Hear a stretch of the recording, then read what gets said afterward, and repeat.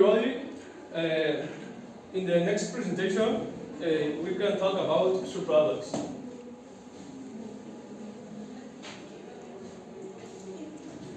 What are superalloys? Superalloys are high-temperature alloys with display excellent metallic strength, stable chemical composition, and excellent grain deformation resistance. Why superalloys? High temperature resistance, creep resistance, stable chemical composition, stability to remain solidified event at 18-19 of normal melt point. Good superfice, stability, high corrosion resistance, high oxidation resistance.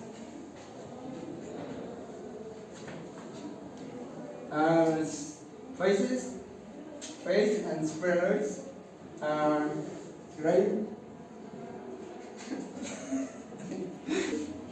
carbon formation are grounding free phases, ground phases.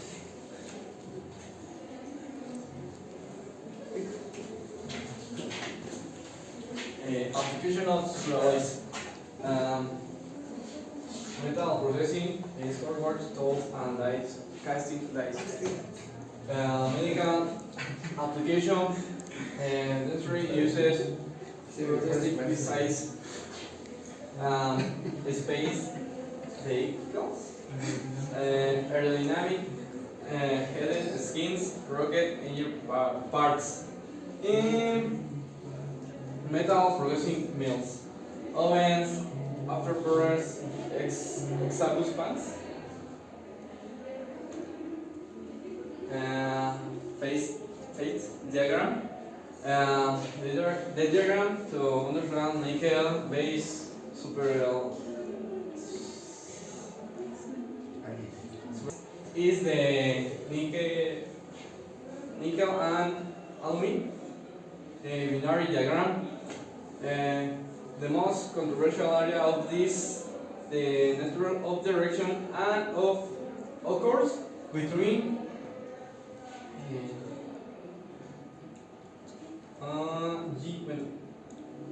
gamma and the liquid between beta.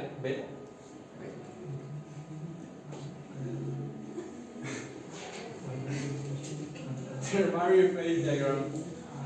As already mentioned, aluminum and titanium are the main solids concentration of typical less than 10 atomic percent, being responsible for the formation of the gamma and gamma prime microstructure.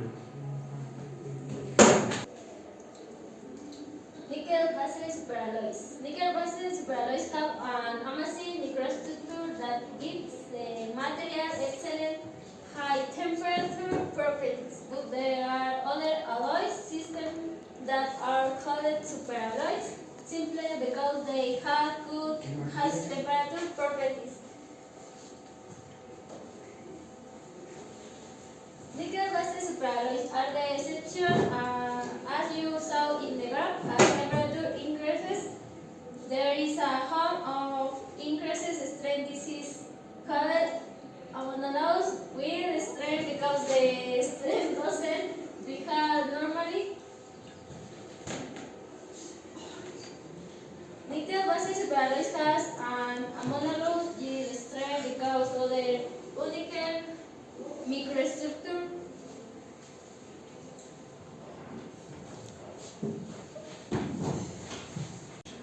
The essential solutes in nickel-based superalloys are aluminium and titanium. With a total concentration below 10 atomic percent, this generates two phases, as you can see,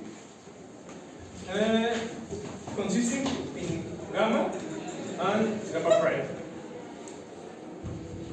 The nickel, aluminium, and titanium ternary phase diagrams show the gamma and gamma prime phase.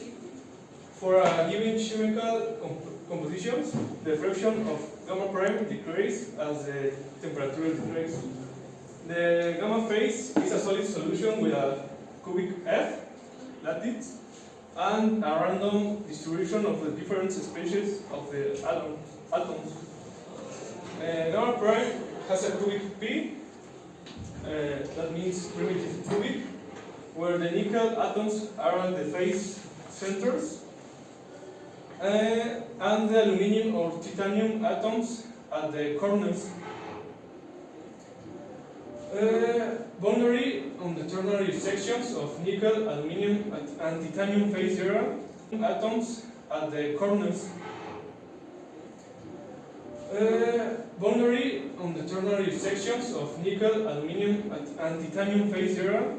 The phase is now strictly stoichiometric.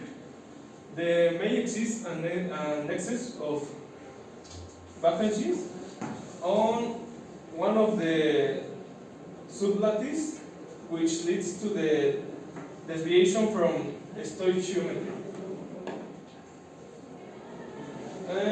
The gamma phase forms the matrix in which the gamma prime precipitates. In both phases have a cubic lattice with a similar lattice parameters. The gamma prime precipitates. It's a cube rotation relationship with the gamma. The order interferes with the dislocation motion and strange in the alloy. When combines the cube orientation relationship, it ensures a low gamma prime interfacial energy. The ordinary mechanism of precipitate quartz-earning is driven entirely by the minimization of total interfacial energy. Makes the microstructure stable, a property which is useful for elevator temperature applications. The magnitude and signal of the misfit influence the development of the microstructure under the influence of stress at elevator temperature. The misfit is positive when the gamma prime has a larger lattice parameter than a gamma. Negative misfit stimulates the formation of fracts of the gamma prime, essentially layers of the phase in a direction normal to be applied in stress. The transmission electron micrograph illustrates the larger fraction of the gamma prime, typically in excess of 0.6 in turbine blades, designed for iron engines, where the metal experience temperatures is in excess of 1000 grades centigrade. Only a small fraction, 0.2 of gamma prime, is needed when the alloy is designed for the service at relative. Only a small fraction, 0.2 of gamma prime, is needed when the alloy is designed for the service at relative low temperatures, below of 715, and where welding is used for fabrication. Microstructure and heat treatment.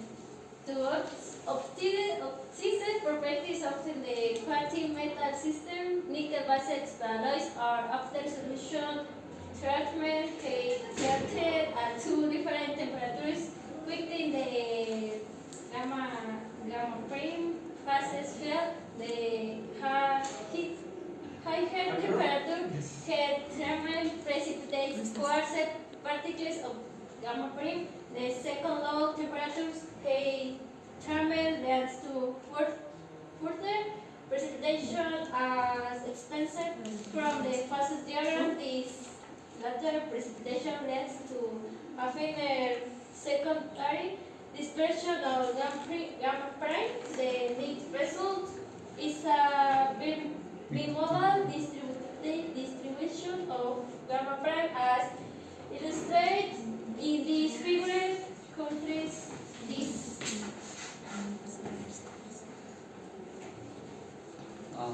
The solution heat treatment temperature determines not only of the amount of gamma prime that dissolves, but also the grain size of the gamma.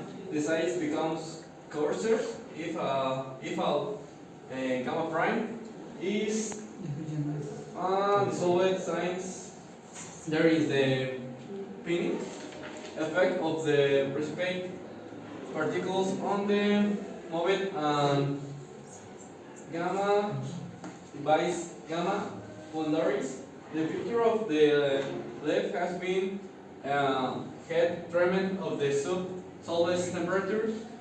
Then on the right, super solvus temperature. Can you see?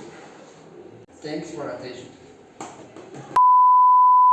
Okay, the essential solutors in nickel-based super. Okay, that was all of the superalloys. If you have questions, you can send me. No.